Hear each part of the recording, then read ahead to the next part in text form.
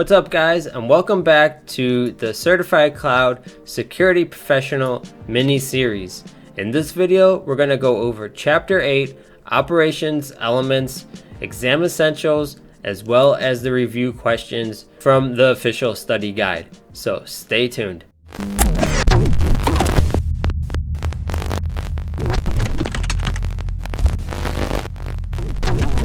So the first exam essential coming out of Chapter 8 is understanding how redundancy is implemented in the design of a cloud data center.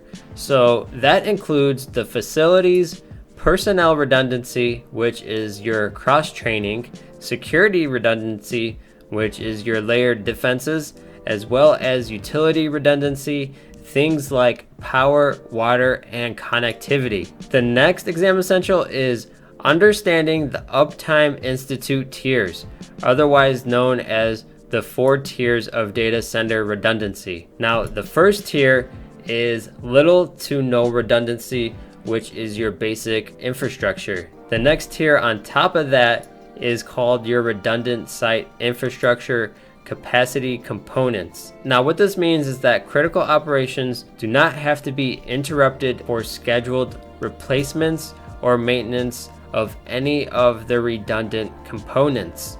Now tier 2 would be a good option for small businesses looking to operate in the public cloud while still maintaining a relatively low overhead. The next tier that builds on top of tier 2 and on top of tier 1 is your concurrently maintainable site infrastructure. Now, what that means is that it adds multiple distribution paths where only a sole path is needed to serve critical operations at any given time. This includes things like dual power supply. And then finally, your most fault tolerant tier is your tier 4, otherwise known as fault tolerant site infrastructure, which means every element in the system, in the facility, has redundancy capability of planned and unplanned downtime.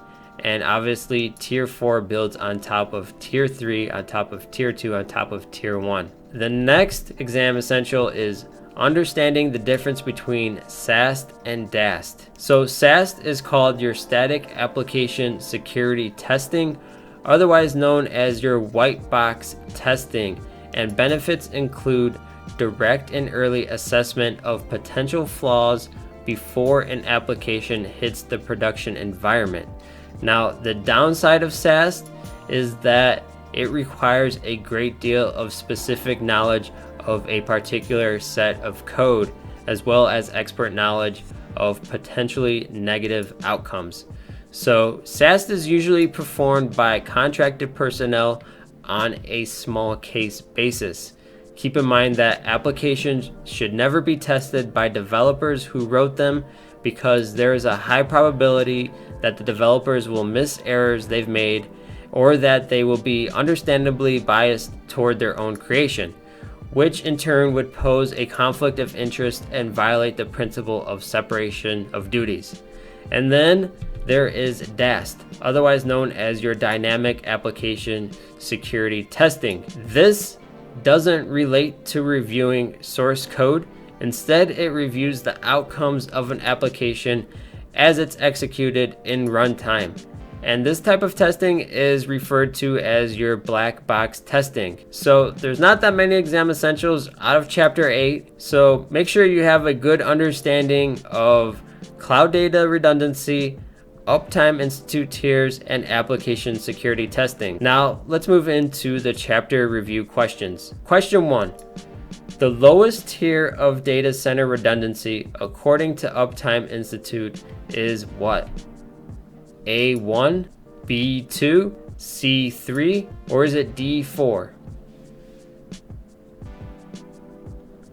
If you said A1, you would be correct, because this is your lowest redundancy data center tier, while tier 4 being your highest fault tolerant. Question 2.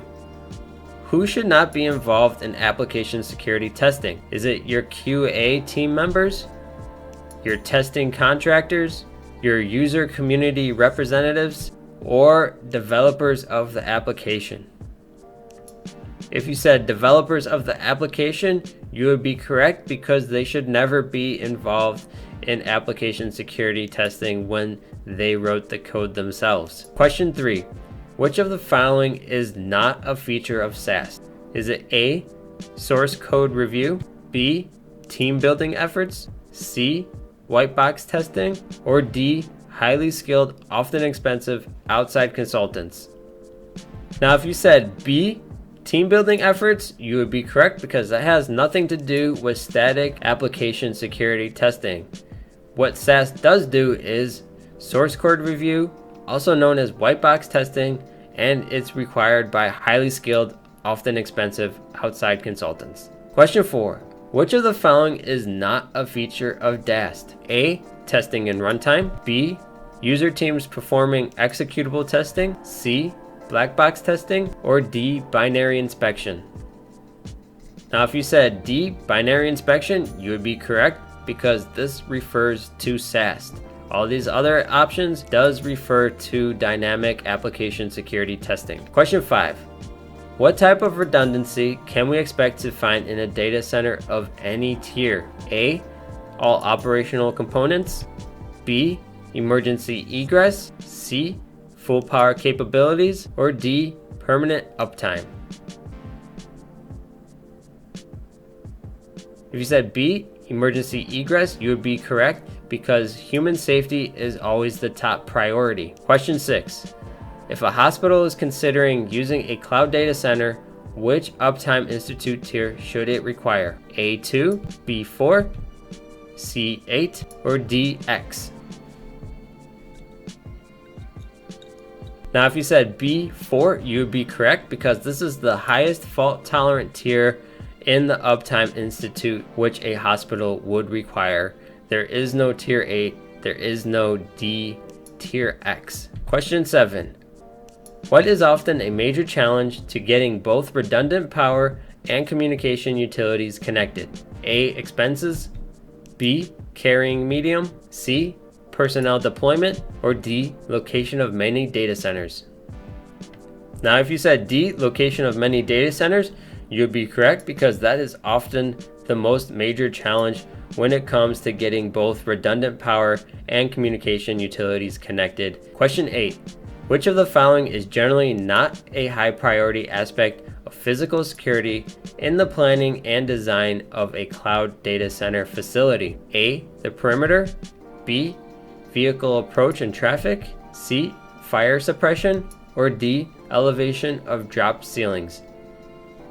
Now, if you said D, elevation of drop ceilings, you would be correct because this is generally not a high priority aspect of physical security. Fire suppression, traffic and vehicle approach, as well as perimeter, are a high priority of physical security when planning and designing a cloud data center facility. Question 9. The Brewer-Nash security model is also known as which of the following? A, MAC, B, the Chinese wall, C, preventative measures, or D, RBAC? Now, if you said B, the Chinese wall, you are correct because this is also referred to as the Chinese wall security model, also known as the Brewer-Nash security model. And finally, question 10.